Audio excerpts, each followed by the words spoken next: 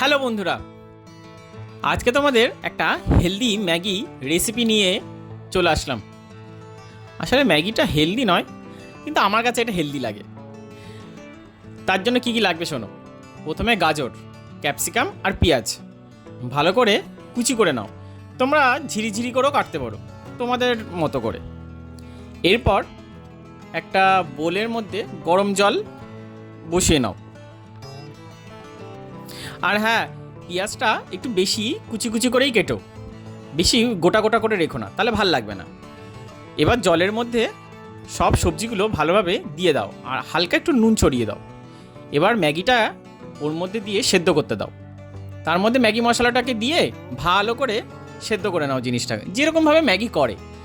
এরপর এর মধ্যে তোমরা হালকা একটু বাদাম দিয়ে দাও, তার উপরে চানাচুর দিয়ে খেয়ে দেখো, দারুণ লাগবে।